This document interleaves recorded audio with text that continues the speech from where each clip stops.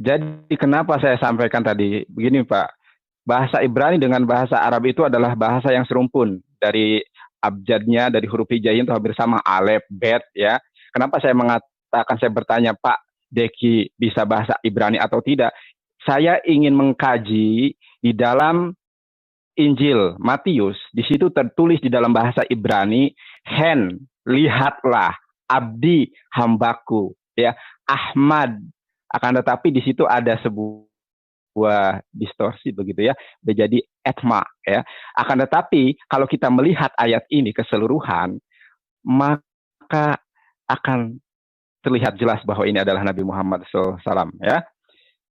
Hen abdi Ahmad Bau Bashiri Rasyateh ya.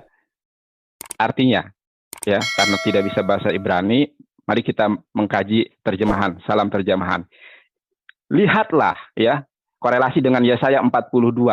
Lihatlah ya, itu hambaku yang kupegang ya.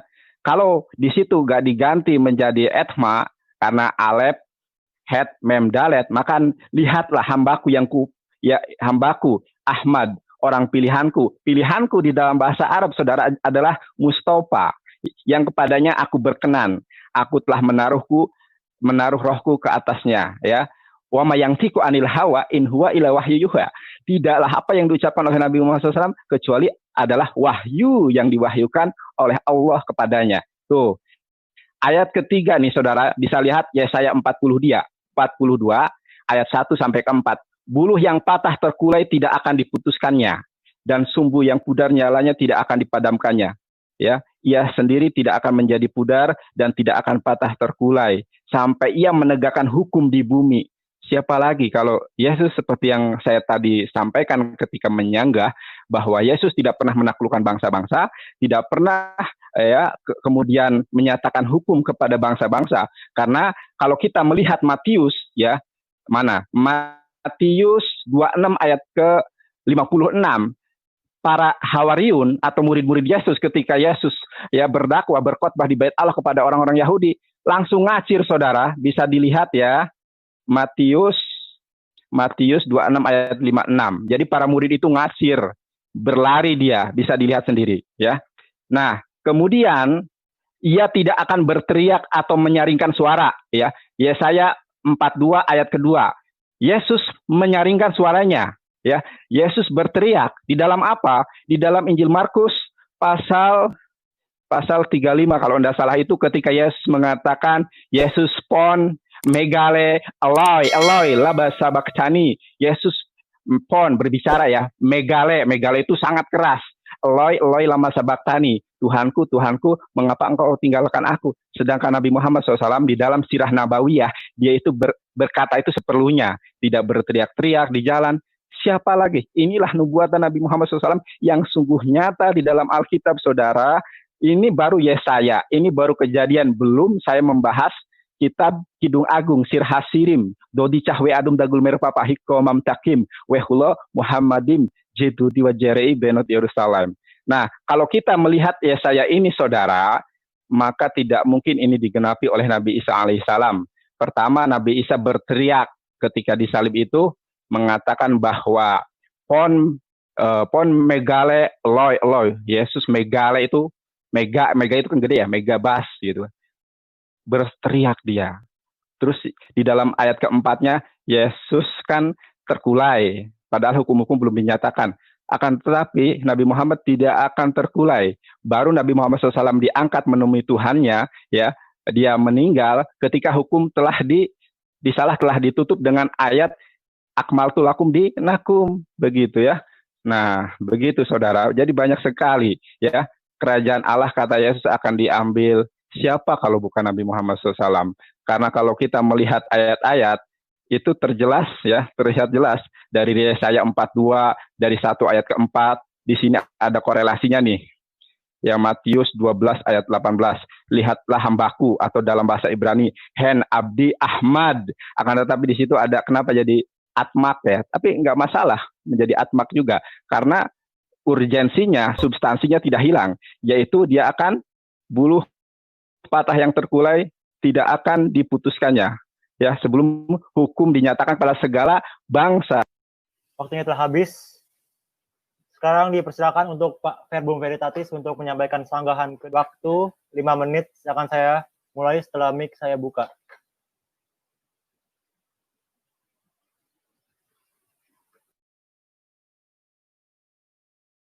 Mengemukakan premis-premis red herring dan mengemukakan teks-teks yang tidak relevan dengan perdebatan ini.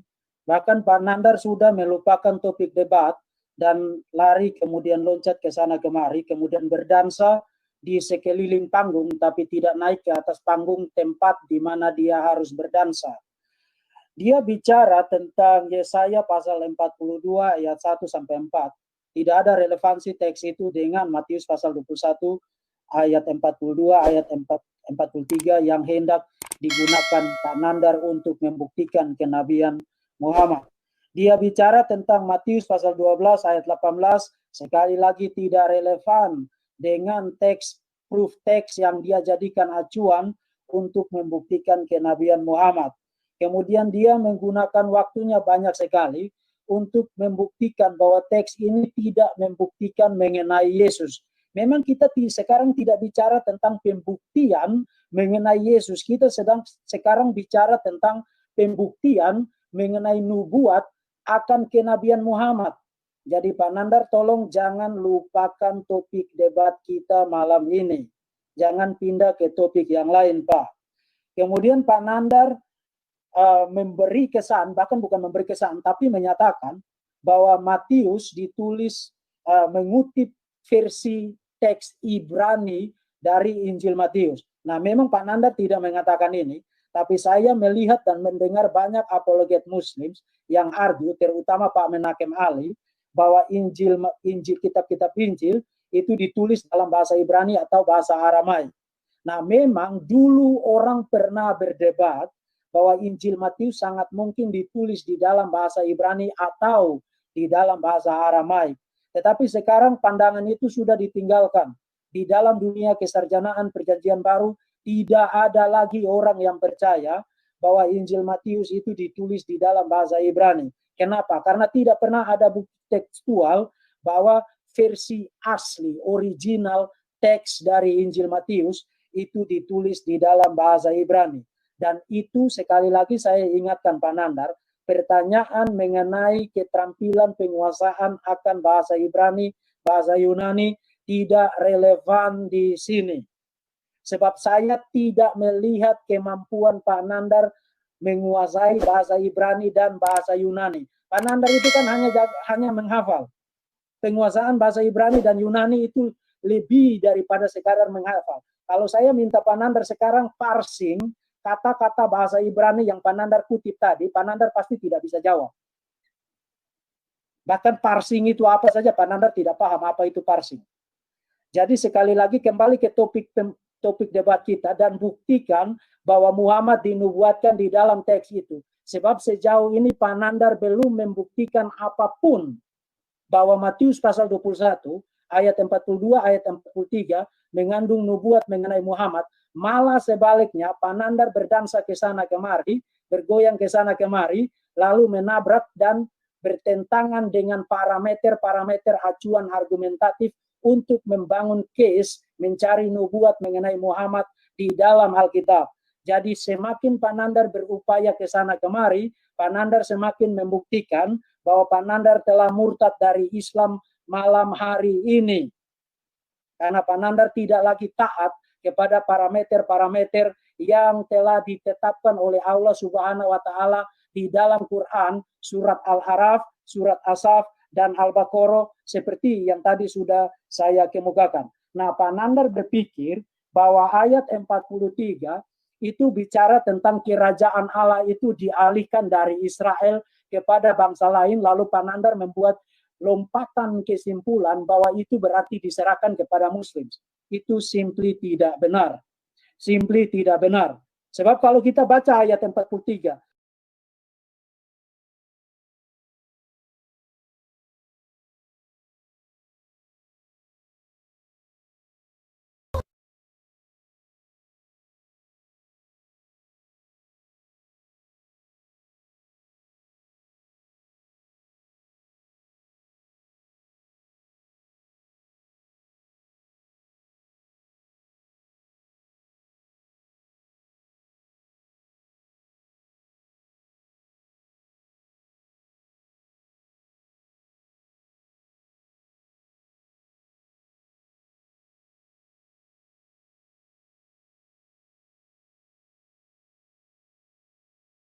Silakan Pak Nandar, waktunya saya mulai setelah.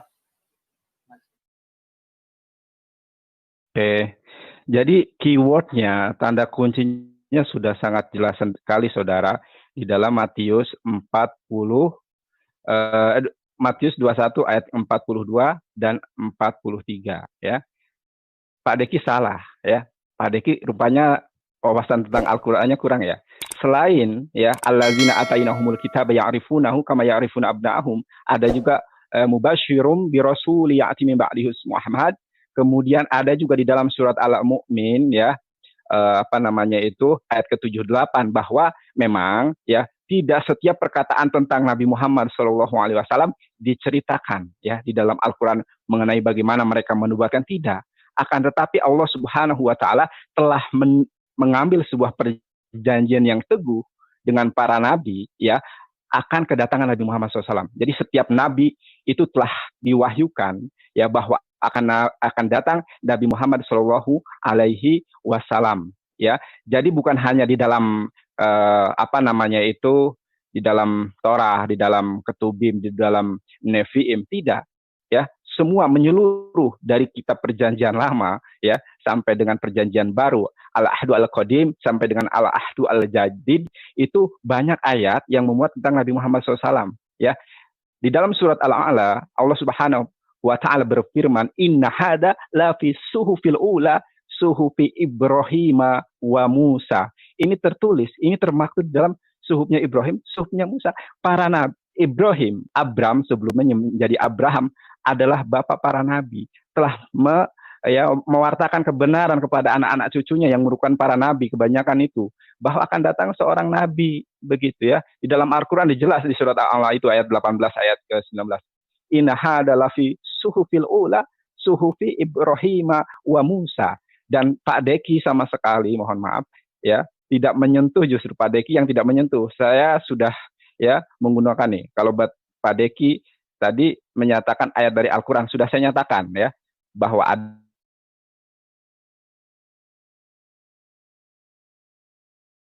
yang diceritakan. Sekarang kita masuk aja ke Matius 21 ayat Matius 21 40 42 43. Siapa sih sebenarnya ini? Kalau memang tidak percaya ini Nabi Muhammad SAW, harusnya menunjukkan nama lain ya. Dalam Injil Matius kan sudah ada tadi, Hen Abdi Etmak, harusnya Alef Mem Dalet Ahmad, akan tetapi menjadi Etma ya. Bau Bahiri Reseteh ya, hamba pilihanku yang kupegang. Pilihanku itu kan dalam bahasa Arab Mustafa, suatu gelar yang disematkan kepada Nabi Muhammad SAW. Artinya adalah pilihan, Rasul pilihanku, sebagai kuriosnya para nabi, kuriosnya para Rasul, atau dalam perspektif Islam, Sayyidul Anbiya wal Mursalin, ya, junjungannya, kuriosnya para nabi dan para Rasul, Khotamin Nabiyin, penutupnya para nabi. Jadi banyak sekali ayat yang menubuatkan Nabi Muhammad SAW. Saya belum menyentuh Sirh Hasirim. Ini masih di dalam pembahasan Matius 21 ayat 42 ayat 43 ya. Sebetulnya banyak sekali ya. Saya juga sampai Masya Allah ya. Wa qul ja'al haqqu wa jahaqal batil innal batila kana jahuqo. Ketika Islam datang sebagai sebuah kebenaran. Mohon maaf ya, saya itu suka menggebu-gebu kalau ngomong. Ketika Al-Quran datang sebagai sebuah kebenaran, maka yang batil, yang tidak benar pasti akan lenyap. Benar sekali yang firman Tuhan katakan ini, saudara. Begitu ya. Harusnya Pak Deki, mohon maaf Pak Deki, menyanggah langsung. Harusnya ini Yesus, begitu ya. Bukan Muhammad, kan enak begitu. Ya, kalau saya menyatakan didukung dengan ayat-ayat lain bahwa Nabi Muhammad SAW di dalam Alkitab tidak akan mengeraskan suaranya, terbukti Nabi Muhammad SAW tidak mengeraskan suaranya. Justru Yesus pon megale, Eloi, Eloi, lama sabaktani. Yesus berteriak dengan kencang, megale, silahkan cari dalam bahasa Yunani. Pon megale, ya. Yesus berteriak dengan kencang, Eloi, Eloi.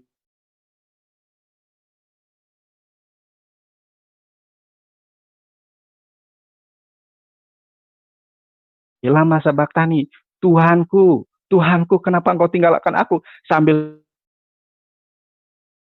berteriak di tiang salib. Terbiasa menggebu-gebu ini, saudara. Mohon maaf ya. Ya, sudah. Saya rasa cukup.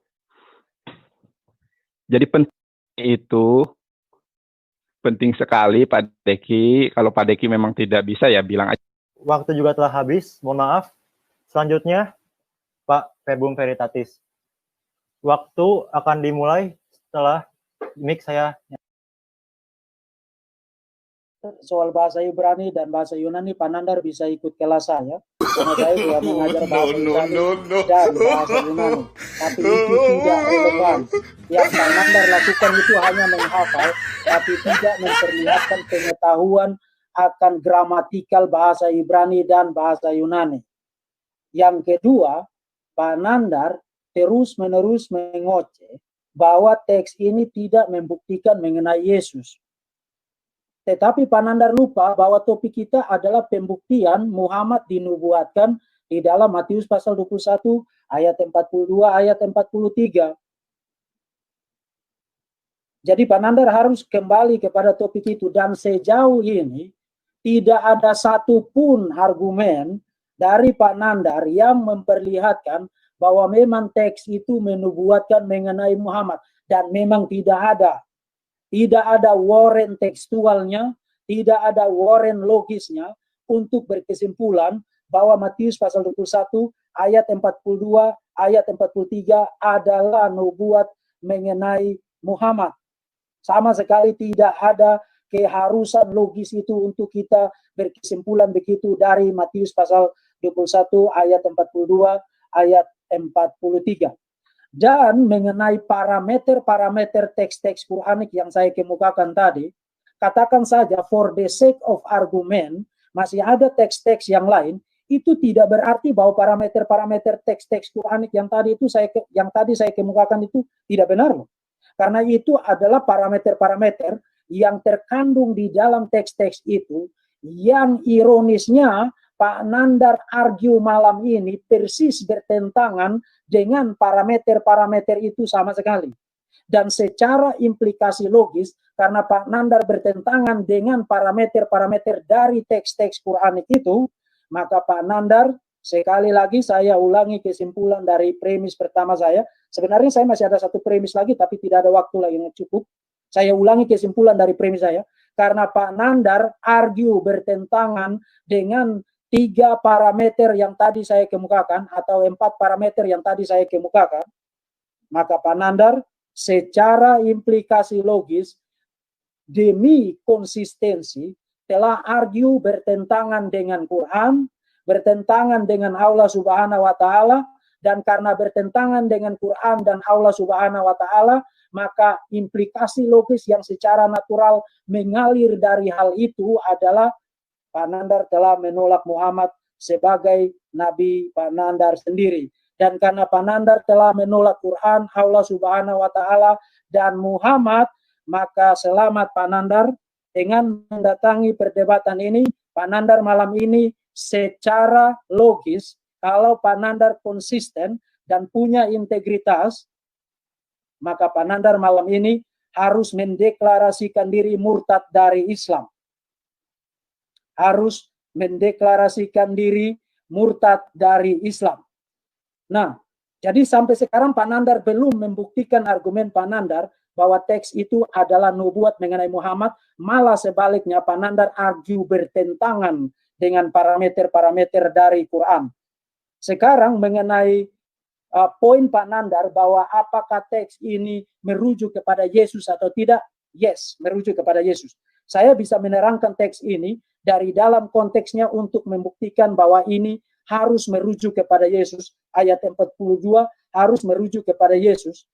Karena ayat 42, sekali lagi kutipan dari Mazmur 118, itu dikutip Yesus untuk menjelaskan poin yang Yesus kemukakan di dalam ayat 37 sampai dengan ayat 39 dan ayat 40. Di dalam sekuensi pengutusan Yahweh, mengutus para nabi, kemudian klimaks dari pengutusan itu adalah anaknya yang kemudian dibunuh oleh para penggarap kebun anggur itu. Kemudian Yesus menerangkan poin itu dengan mengutip dari Mazmur 118 untuk memperlihatkan bahwa penolakan dan pembunuhan terhadap anak yang diutus oleh Yahweh itu telah terlebih dahulu dinubuatkan di dalam Perjanjian Lama, Mazmur 118 ayat 22 ayat 23.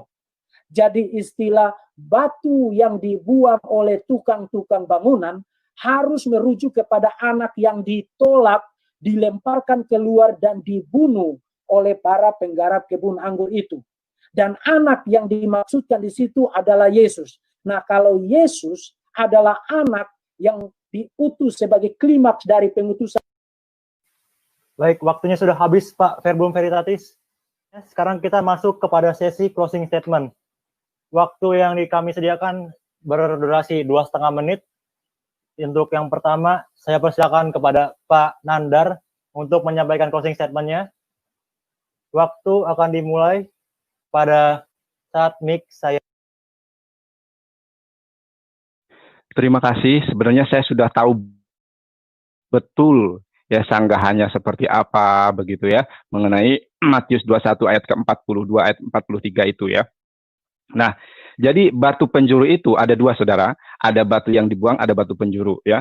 Nah, Nabi Muhammad SAW, kalau kita melihat ya, sudah saya tadi katakan di awal bahwasanya di dalam ayat ke-33 sampai dengan 41 ada perumpamaan Yesus ya tentang nabi-nabi yang diutus kepada Bani Israel, ada yang dibunuh dan lain sebagainya. Karena saking jengkelnya Yesus menyatakan nubuatan tentang nabi yang terakhir, Nabi Muhammad SAW. Ya, ayat 41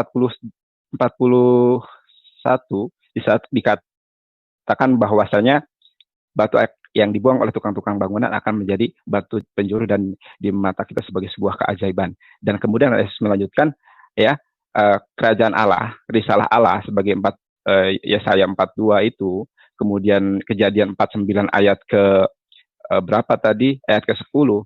Kerajaan Allah akan diambil daripadamu dan akan diberikan kepada satu bangsa lain. Siapa lagi kalau bukan Nabi Muhammad SAW, begitu ya. Karena tidak ada ya penafsiran lain kecuali dari penafsiran dua orang yang sangat kontroversi. Pertama adalah Petrus. Nah, Petrus di dalam 20 pasal 20 itu ada. Kemudian yang kedua adalah penafsiran dari Sang Paulus.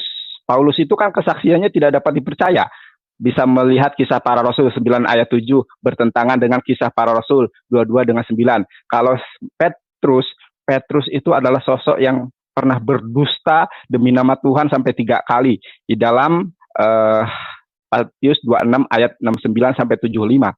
Yang menafsirkan batu penjuru adalah Yesus. Itu hanya dua orang ini tadi. Tidak ada dari Yesus, pertama, tidak ada dari 11 murid yang lain, tidak ada. Ya, hanya dari dua yang berkontroversi ini kesaksiannya, pernah berdusta. Kalau di dalam hadis, saudara, ini adalah hadis mardud, hadis tertolak, karena telah berdusta demi nama Tuhan 3 kali. Ya, Petrus di dalam 26, 69 ayat ke-75. Kesaksian Efesus, ya, ayat KSP 97, KSP. Mohon maaf, Pak Nandar, waktu juga telah habis kembali. Sekarang masuk ke berikutnya, sesi closing statement dari Pak Verbum Veritatis. Waktu selama 2,5 menit akan dimulai setelah saya nyalakan mic-nya. Ya, terima kasih untuk saudara-saudara yang sudah mengikuti perdebatan ini. Pak Nandar sama sekali tidak mengemukakan pembuktian apapun. Tapi seperti orang berdansa yang sedang mabuk, meninggalkan arena dansa, kemudian pergi berdansa di sekeliling panggung dan lupa kembali ke arena berdansanya. Pak Nandar tidak membuktikan apapun mengenai nubuat Muhammad di dalam Matius pasal 21 ayat 42, ayat 43. Dan saudara perhatikan, saya sejak tadi tidak mengutip dari Kisah Rasul pasal 4 ayat 11, dari surat 2 Petrus dan dari Efesus pasal 2 ayat 20, karena saya sudah tahu bahwa Pak Nandar akan attack karakter dari orang-orang ini. Dan saya bersyukur karena Pak Nandar kemudian mengemukakan serangan terhadap karakter dari Petrus dan Paulus sebagai orang-orang yang pernah berdusta, karena dengan demikian Pak Nandar mengakhiri debat ini dengan mendeklarasikan Allah Subhanahu wa taala sebagai sosok yang tidak dapat dipercaya, karena berkali-kali di dalam Quran Allah Subhanahu wa taala mendeklarasikan dirinya sebagai penipu terbaik, the best of deceivers, penyesat terbaik. Jadi kalau Petrus pernah berdusta tidak dapat dipercaya, Paulus dianggap pembohong tidak dapat dipercaya, maka Allah Subhanahu wa taala lebih lagi tidak dapat dipercaya, karena Allah Subhanahu wa taala adalah penipu terbaik dan dia mengaku itu berkali-kali di dalam Quran. Kembali kepada topik ini, batu yang dibuang oleh tukang-tukang bangunan telah menjadi batu penjuru di dalam konteks Matius pasal 21 ayat 33 sampai dengan bagian akhir dari narasi perumpamaan itu harus secara eksegetis dan secara logis merujuk kepada Yesus. Jadi kalau Pak Nandar mengatakan bahwa Yesus tidak pernah menyatakan bahwa dia adalah batu yang dibuang oleh tukang-tukang bangunan itu dan batu itu telah menjadi batu penjuru, lalu apa yang dibaca oleh Pak Nandar di dalam Matius pasal 21? Bukankah itu kata-kata Yesus? Dan Yesus mengutip Mazmur pasal 118 itu untuk bicara tentang anak yang telah ditolak, dilemparkan keluar, kemudian dibunuh. Dan anak itu tidak lain adalah Yesus sendiri. Artinya menurut Yesus sendiri, dia adalah anak yang tertolak itu. Baik, waktu juga sudah habis.